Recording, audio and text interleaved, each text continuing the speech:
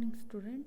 Today we are going to study about the trade and investment policy reforms. So what and all the different reforms happened in the liberalization, especially in the trade and investment sector.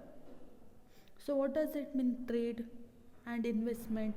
Trade means exporting and importing goods and services from one country to another country or one place to another place. That we can say as a trade in our simple words. Investment means the money investment or the investment in the capital goods, all those things comes under the investment concept. So today we are going to study about the trade and investment policy reforms. In this sector, what and all the different reforms happened. So ನಾವು trade ಅಂತ ಹೇಳುವಾಗ ವ್ಯಾಪಾರ ಅಂತ ಹೇಳ್ತೇವೆ. So ವ್ಯಾಪಾರಕ್ಕೆ ಸಂಬಂಧಪಟ್ಟ ಹಾಗೆ ಏನೆಲ್ಲ ರಿಫಾರ್ಮ್ಸ್ ಆಯಿತು, ಲಿಬರಲೈಸೇಷನಲ್ಲಿ ಏನೆಲ್ಲ ಚೇಂಜಸ್ ಮಾಡಿದ್ರು ಅದನ್ನು ನಾವು ಸ್ಟಡಿ ಮಾಡ್ತೇವೆ. So liberalisation of trade and investment regime was initiated to increase the international competitiveness of industrial production and also the foreign investment and technology into the economy. So here what they have done, they have given more importance for the liberalization in the industrial sector. So ಯಾಕೆ liberalisation ಮಾಡಿದರು industrial ಸೆಕ್ಟರಲ್ಲಿ, ಹಾಗೆಯೇ ಟ್ರೇಡಿಗೆ ಸಂಬಂಧಪಟ್ಟಾಗೆ? ಯಾಕಂತ ಹೇಳಿದರೆ, first to increase the competitiveness. So ಯಾರಾದರೂ ಹೊರಗಿನವರು ಬಂದು ನಿಮ್ಮ ಜೊತೆ ಕಾಂಪೀಟ್ ಮಾಡ್ತಾರೆ ಅಂತ ಗೊತ್ತಿರುವಾಗ ಮಾತ್ರ ನೀವು ಆ್ಯಕ್ಟಿವ್ ಆಗಿ ಹೆಚ್ಚು ಸ್ಟ್ರಾಂಗ್ ಆಗಿ ಕಾಂಪಿಟೇಷನ್ ಕೊಡ್ತೀರಿ. ನಿಮ್ಮ ನಡುವೆನೇ ನೀವು ಕಾಂಪಿಟೇಷನ್ ಇದ್ದರೆ ಅಷ್ಟು ಅದನ್ನು ಏನು ಹೇಳ್ತೇವೆ, ಎಫಿಷಿಯೆಂಟಾಗಿ ನಾವು ಕಾಂಪಿಟೇಷನ್ ಮಾಡೋದಿಲ್ಲ. ಸೊ ಹಾಗಾಗಿ ಇದು ಒಂದು ರೀಸನಿಂದಾಗಿ ಲಿಬರಲೈಸೇಷನನ್ನು ಇಂಟ್ರಡ್ಯೂಸ್ ಮಾಡಿದರು. ಇನ್ನೊಂದು, ನಮ್ಮ ಇಂಡಿಯಾದಲ್ಲಿ ನಾವು ಟೆಕ್ನಾಲಜಿಯಲ್ಲಿ ಅಷ್ಟು ಡೆವಲಪ್ಡ್ ಆಗಿರಲಿಲ್ಲ. ಸೊ ಬೇರೆ ಕಂಟ್ರಿಯಿಂದ ನಮ್ಮ ಕಂಟ್ರಿಗೆ ನಾವು ಟೆಕ್ನಾಲಜಿಯನ್ನು ತರಬೇಕು. ಸೊ ಯಾಕೆ ಟೆಕ್ನಾಲಜಿ ನಮಗೆ ಬೇಕು? ಯಾವಾಗ ಟೆಕ್ನಾಲಜಿ ನಮ್ಮ ಹತ್ರ ಇರುತ್ತೆ, we can produce more output, ಹೆಚ್ಚು ವಸ್ತುಗಳನ್ನು ಉತ್ಪಾದನೆ ಮಾಡ್ಬೋದು. ಏನು ನ್ಯಾಚುರಲ್ ರಿಸೋರ್ಸ್ ಅದು ವೇಸ್ಟ್ ಇರುತ್ತೆ, ಆ ವೇಸ್ಟನ್ನು ಕಡಿಮೆ ಮಾಡ್ಬೋದು. ಹಾಗೆಯೇ ಎಫಿಷಿಯೆಂಟಾಗಿ ನ್ಯಾಚುರಲ್ ರಿಸೋರ್ಸಸನ್ನು ವರ್ಕ್ ಮಾಡಲಿಕ್ಕಾಗುತ್ತೆ. ಸೊ ಹಾಗಾಗಿ ಟೆಕ್ನಾಲಜಿ ನಮ್ಮ ಕಂಟ್ರಿಗೆ ಬರಲಿಕ್ಕೆ, ಟೆಕ್ನಾಲಜಿ ಸೆಕ್ಟರಲ್ಲಿ ಇನ್ವೆಸ್ಟ್ಮೆಂಟ್ ತರಕ್ಕೋಸ್ಕರ ಟ್ರೇಡ್ ಮತ್ತು ಇನ್ವೆಸ್ಟ್ಮೆಂಟ್ ಪಾಲಿಸಿಯನ್ನು ತಂದರು. ಸೊ ಲಿಬರಲೈಸೇಷನ್ ಟ್ರೇಡ್ ಮತ್ತು ಇನ್ವೆಸ್ಟ್ಮೆಂಟನ್ನು ಯಾಕೆ ತಂದರು? ಒಂದು ಇಂಟರ್ನ್ಯಾಷನಲ್ ಕಾಂಪಿಟೇಟಿವ್ನೆಸ್. ಸೊ ಇಂಟರ್ನ್ಯಾಷನಲ್ ಆಗಿ ನಾವು ಕಾಂಪೀಟ್ ಮಾಡಲಿಕ್ಕೆ ಏಬಲ್ ಮಾಡಲಿಕ್ಕೆ, ಕೆಪೇಬಲ್ ಮಾಡಲಿಕ್ಕೆ. ಇನ್ನೊಂದು, ಫಾರಿನಿಂದ ಟೆಕ್ನಾಲಜಿ ಬರಲಿಕ್ಕೆ, ಫಾರಿನಿಂದ ಇನ್ವೆಸ್ಟ್ಮೆಂಟ್ ಬರಲಿಕ್ಕೆ ಲಿಬರಲೈಸೇಷನನ್ನು ಇಂಟ್ರಡ್ಯೂಸ್ ಮಾಡಿದರು. The aim was also to promote the efficiency of the local industry and the adoption of the modern technology. So ಇನ್ನೊಂದು ಇದರದ್ದು ಮೇನ್ ಏಮ್ ಆಗಿ ಏನಾಗಿತ್ತು? Increase the efficiency of local industry. ನಮ್ಮ local industry ಏನಿದೆ ಅದರ ಕ್ಷಮತೆಯನ್ನು ಹೆಚ್ಚಿಸುವುದು. ಇನ್ನೊಂದು, ಮಾಡರ್ನ್ ಟೆಕ್ನಾಲಜಿಯನ್ನು ಅಡಾಪ್ಟ್ ಮಾಡುವ ಹಾಗೆ ಮಾಡುವಂಥದ್ದು. ಸೊ ನೀವು ಓಲ್ಡನ್ ಎಗ್ರಿಕಲ್ಚರ್ ಸಿಸ್ಟಮನ್ನು ಕೂಡ ನೋಡಿ, ಆಫ್ಟರ್ 1991ನ ಎಗ್ರಿಕಲ್ಚರ್ ಸಿಸ್ಟಮನ್ನು ನೋಡಿ. ಸೊ ಓಲ್ಡ್ ಎಗ್ರಿಕಲ್ಚರ್ ಸಿಸ್ಟಮಲ್ಲಿ ನಾವು ಹೇಗೆ ಕಲ್ಟಿವೇಷನ್ ಮಾಡ್ತಿದ್ವಿ? ನಾವು ಎನಿಮಲನ್ನು ಯೂಸ್ ಮಾಡಿ ಕಲ್ಟಿವೇಷನ್ ಮಾಡ್ತಾಯಿದ್ವಿ. ಆದರೆ ಆಫ್ಟರ್ 1991 ನೀವು ನೋಡಿರ್ಬೋದು, ಮೆಷಿನರಿ ಇಂಟ್ರಡ್ಯೂಸ್ ಮಾಡಿದರು. ಹೊಸ ಹೊಸ ಮೆಷಿನನ್ನು, ಟೆಕ್ನಾಲಜಿಯನ್ನು ನಾವು ಎಗ್ರಿಕಲ್ಚರ್ ಸೆಕ್ಟರಲ್ಲಿ ಯೂಸ್ ಮಾಡಿದ್ವಿ. ಸೊ ಅದು ಕೂಡ ಒಂದು ಮೇನ್ ಅವರ ಏಮ್ ಆಗಿತ್ತು. In order to protect domestic industry, India was following a regime of quantitative restriction on imports. So ಈಗ ನಾವು ಲಿಬರಲೈಸೇಷನನ್ನು ಮಾಡಿಕೊಂಡ್ವಿ. ನೆಕ್ಸ್ಟ್ ಯಾವ್ದು ನಮಗೆ ಇಂಪಾರ್ಟೆಂಟ್? ಲಿಬರಲೈಸೇಷನ್ ನಮಗದು ಬರ್ಡನ್ ಆಗಬಾರ್ದು. ಸೊ ಎಲ್ಲ ಫಾರಿನ್ನವರು ಬಂದು ಇಂಡಿಯಾದಲ್ಲಿ ಮಾಡಿದರೆ ಇಂಡಿಯಾದವರು ಏನು ಮಾಡೋದು ಅಂತ ಹೇಳಿ ಕ್ವೆಶನ್ ಬರಬಾರ್ದು. ಸೊ ಇಂಡಿಯನ್ ಯಾರು ಫಾರ್ಮರ್ಸ್ ಇದ್ದಾರೆ, ಇಂಡಿಯನ್ ಯಾರು ಪ್ರೊಡ್ಯೂಸರ್ ಇದ್ದಾರೆ, ಅವರನ್ನು ಕೂಡ ನಾವು ಪ್ರೊಟೆಕ್ಟ್ ಮಾಡುವಂಥದ್ದು ಇಂಪಾರ್ಟೆಂಟ್. ಸೊ ಅವರನ್ನು ಪ್ರೊಟೆಕ್ಟ್ ಮಾಡಲಿಕ್ಕೆ, ಅವರನ್ನು ಸೇಫ್ ಗಾರ್ಡ್ ಮಾಡಲಿಕ್ಕೆ ಏನು ಮಾಡಿದರು? ಕ್ವಾಂಟಿಟೇಟಿವ್ ರೆಸ್ಟ್ರಿಕ್ಷನನ್ನು ತಂದರು. ಸೊ ಕ್ವಾಂಟಿಟೇಟಿವ್ ರಿಸ್ಟ್ರಿಕ್ಷನ್ ಅಂತ ಹೇಳಿದರೆ ಯಾವುದಾದ್ರೂ ಒಂದು ಕಂಟ್ರಿಯಿಂದ ಒಂದು ವಸ್ತುಗಳು ಇಂಡಿಯಾಕ್ಕೆ ಬರುವಾಗ ಅದರ ಮೇಲೆ ರಿಸ್ಟ್ರಿಕ್ಟ್ ಮಾಡೋದು, ನೀವು ಇಷ್ಟೇ ವಸ್ತುಗಳನ್ನು ಪ್ರೊಡ್ಯೂಸ್ ಮಾಡಿ ಇಂಡಿಯಾಕ್ಕೆ ಸಪ್ಲೈ ಮಾಡ್ಬೋದು, ಇದಕ್ಕಿಂತ ಹೆಚ್ಚು ವಸ್ತುಗಳನ್ನು ನೀವು ಇಂಡಿಯಾಕ್ಕೆ ಸಪ್ಲೈ ಮಾಡಲಿಕ್ಕಿಲ್ಲ. ಎಕ್ಸಾಂಪಲ್, ಈಗ ಅಮೇರಿಕಾ ಐಫೋನನ್ನು ಪ್ರೊಡ್ಯೂಸ್ ಮಾಡ್ತಾ ಉಂಟು. ಸೊ ಕ್ವಾಂಟಿಟೇಟಿವ್ ರಿಸ್ಟ್ರಿಕ್ಷನ್ ಅಂತ ಹೇಳಿದರೆ ನೀವು ಇಂಡಿಯಾದಲ್ಲಿ ಖಾಲಿ 1000 ಐಫೋನನ್ನು ಸೇಲ್ ಮಾಡ್ಬೋದು, ಅದಕ್ಕಿಂತ ಹೆಚ್ಚು ನೀವು ಐಫೋನನ್ನು ತಂದು ಇಂಡಿಯಾದಲ್ಲಿ ಇಡಲಿಕ್ಕಿಲ್ಲ. So that is called as quantitative restriction. ನೀವು ಏನು ಕ್ವಾಂಟಿಟಿ ಸಪ್ಲೈ ಮಾಡ್ತೀರಿ ಅದರ ಮೇಲೆ ರಿಸ್ಟ್ರಿಕ್ಟ್ ಆಗೋದು, ಇಷ್ಟೇ ನೀವು ಕ್ವಾಂಟಿಟಿಯನ್ನು ಸಪ್ಲೈ ಮಾಡಬಹುದು, ಇದಕ್ಕಿಂತ ಹೆಚ್ಚು ನೀವು ಕ್ವಾಂಟಿಟಿಯನ್ನು ಸಪ್ಲೈ ಮಾಡಲಿಕ್ಕಿಲ್ಲ. So that is called quantitative restriction. So ಯಾಕೆ ಕ್ವಾಂಟಿಟೇಟಿವ್ ರಿಸ್ಟ್ರಿಕ್ಷನ್ ಬೇಕು?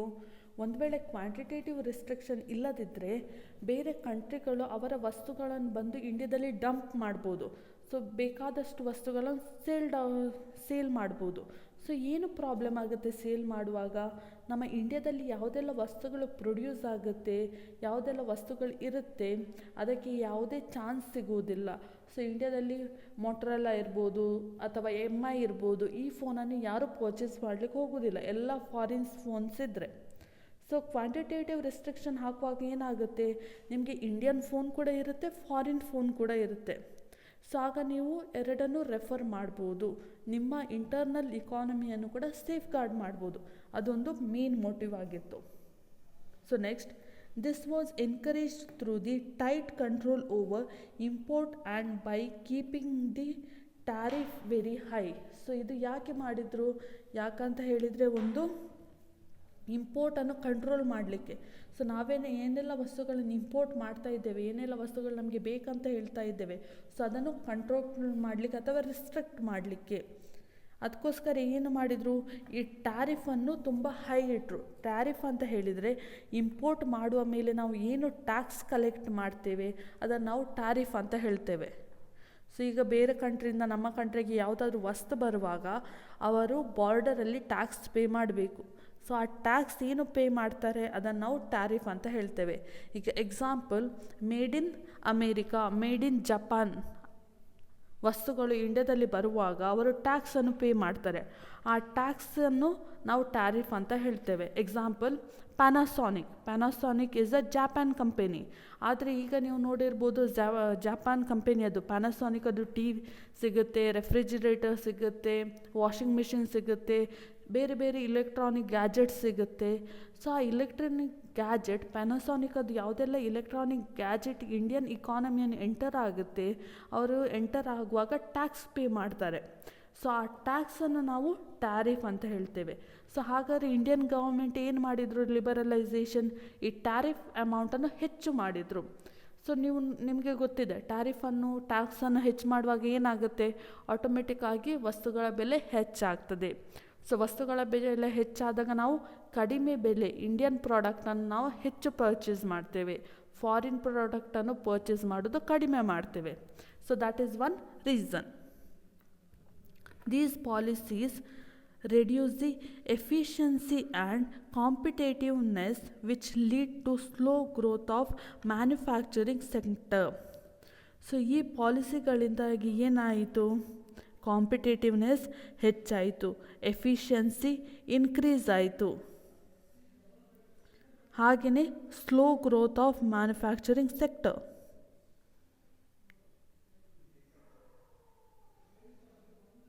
ಸೊ ಮ್ಯಾನುಫ್ಯಾಕ್ಚರಿಂಗ್ ಸೆಕ್ಟರ್ ಏನಿದೆ ಅದು ಹಿಂದುಳಿಲಿಕ್ಕೆ ಸ್ಟಾರ್ಟ್ ಆಯಿತು. ಸೊ ಯಾಕೆ ಹಿಂದುಳಿಯಿತು ಅಂತ ಹೇಳಿ ನೆಕ್ಸ್ಟ್ ನಾವು ಸ್ಟಡಿ ಮಾಡ್ತೇವೆ.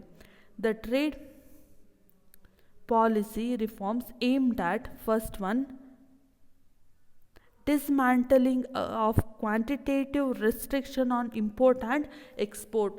ಸೊ ಈಗ ನಾವು ಪಾಲಿಸಿ ಕ್ವಾಂಟಿಟೇಟಿವ್ ರೆಸ್ಟ್ರಿಕ್ಷನ್ ಹಾಕುವಾಗ ಇದು ಎರಡೂ ಕಂಟ್ರಿಗೂ ಅಪ್ಲಿಕೇಬಲ್ ಆಗುತ್ತೆ. ಸೊ ಈಗ ನಾವು ಸೆಕೆಂಡ್ ಪಾಯಿಂಟಲ್ಲಿ ಏನು ನೋಡಿದ್ವಿ, these policy reduce the efficiency and competitiveness which lead to slow growth of manufacturing sector. ಈಗ ಯಾಕೆ ಸ್ಲೋ ಗ್ರೋತ್ ಆಯಿತು ಮ್ಯಾನುಫ್ಯಾಕ್ಚರಿಂಗ್ ಸೆಕ್ಟರಲ್ಲಿ? ಸ್ಲೋ ಗ್ರೋತಿಗೆ ಏನು reason? First one, quantitative restriction. So ಯಾವಾಗ ನಾವು ಕ್ವಾಂಟಿಟೇಟಿವ್ ರಿಸ್ಟ್ರಿಕ್ಷನ್ ಆಗ್ತೇವೆ, ಹೊರ ದೇಶದಿಂದ ನಮ್ಮ ದೇಶಕ್ಕೆ ಕಡಿಮೆ ಅಮೌಂಟಲ್ಲಿ ವಸ್ತುಗಳು ಬರುತ್ತೆ, ಓಕೆ ಎಗ್ರಿ ಆಯಿತು. ನಮ್ಮ ದೇಶದಿಂದ ಹೋಗುವಾಗ ಏನಾಗುತ್ತೆ, ಸೇಮ್ ರೂಲ್ ಅಪ್ಲಿಕೇಬಲ್ ಆಗುತ್ತೆ. ಸೊ ನಮ್ಮ ದೇಶದಿಂದ ಕೂಡ ಇಷ್ಟೇ ವಸ್ತುಗಳನ್ನು ನೀವು ಕಳಿಸ್ಬೋದು ಎಂಬ ಲಿಮಿಟ್ ಇರುವುದರಿಂದಾಗಿ ನಮ್ಮ ಇಂಡಿಯನ್ ಇಂಡಸ್ಟ್ರಿಗಳು ಯಾರಿದ್ದಾರೆ ಅವರಿಗೆ ಹೆಚ್ಚು ವಸ್ತುಗಳನ್ನು ಪ್ರೊಡ್ಯೂಸ್ ಮಾಡಲಿಕ್ಕೆ ಆಗೋದಿಲ್ಲ.